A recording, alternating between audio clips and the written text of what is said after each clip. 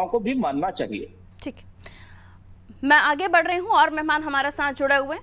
रविंद्र जी, जिस तरीके से अभी आलोक जी ने भी बताया कि बहुत बड़ा प्रभाव नहीं पड़ता अगर उस दिन चुनाव नहीं हो रहे हैं तो, लेकिन अखिलेश जी का जो तर्क सामने आया उसको मैं रिपीट नहीं करूंगी, आपने सुना ही।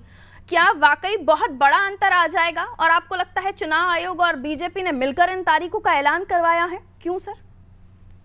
पारुल जी, जो इफेक्ट आएगा वो तो हाँ। 23 तारीख को दिखाई पड़ेगा। तो जी। एंटिसिपेशन है, उससे बात करना उचित नहीं है। उचित इस पे है कि उत्तर प्रदेश या भारत का चुनाव आयोग कितना अयोग्य है और कितना गुलाम हो चुका है नरेंद्र मोदी जी का, उसका उदाहरण बता रहा हूं मैं आपको। 2021 में उत्तर प्रदेश में पंचायत चुनाव हुए थे। उस समय सारी पार्टी, कोरोना का लहर चल रहा था, सारी पार्टियों ने कहा था कि इसको टाला जाए, नहीं टाला गया और लगभग 1700 हमारे प्राथमिक शिक्षक, 1700 कर्मी और 706 प्राथमिक शिक्षक की मृत्यु हो गई कोरोना के कारण से। पहली अयोग्यता। दूसरी अयोग्यता आप दिखा रही है कि चुनाव आयोग के पास कैलेंडर नहीं है। कैलेंडर ही नहीं है कि क्या चीज आते हैं, क्या त्योहार आते हैं। उसका जब मर्जी आ गया, उसने उंगली रख दिया और चुनाव का डेट घोषित कर दिया। और बाद में एक मंत्री बताएगा पश्चिम में बैठा हुआ कि नहीं नहीं साहब, आप ऐसा कर दोगे तो हो जाएगा। तो ऐसा तो विपक्षी पार्टियां 20 बार कहती रही कि ये बीएलओ ट्रांसफर किए जा रहे हैं, गलत मतदान पत्र बनाए जा रहे हैं, तो उसका संज्ञान नहीं लिया गया। तो पूरी तरीके से चुनाव आयोग या तो गुलामी दिखा रहा है या तो अयोग्य है। पहला प्रश्न है। अब दूसरा प्रश्न है जो हमारे माननीय राष्ट्रीय अध्यक्ष जी ने उतारा है। एक बहुत बड़ी पॉपुलेशन, ये माना जाता है लगभग उत्तर प्रदेश की 3 करोड़ पॉपुलेशन उत्तर प्रदेश से बाहर नौकरी करने जाती है, जिसको प्रवासी पॉपुलेशन कहते हैं।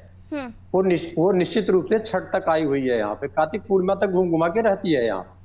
तो कार्तिक पूर्णिमा तक रहती है। अगर उस बीच में मतदान हो जाता तो निश्चित रूप से, क्योंकि वो असली पीड़ा तो वही झेल रही है, वो आबादी जो यहाँ से माइग्रेट करके गई है, जो यहाँ रहती है उसकी पीड़ा नहीं झेली हुई है।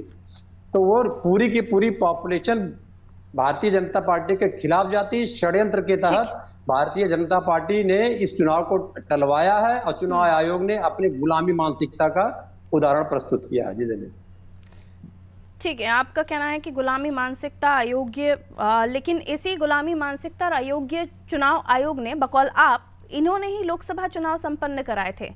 फिर उन नतीजे या उन तारीखों को लेकर भी आपके सवाल होने चाहिए सर।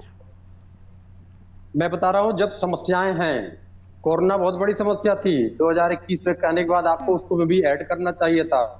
1500 से 1700 ज्यादा लोग मरे हुए थे, तब चुनाव आयोग की योग्यता कहां गई थी? जब सारी पार्टियां मना कर रही थी कि अभी इसको टाल दीजिए पंचायत का चुनाव।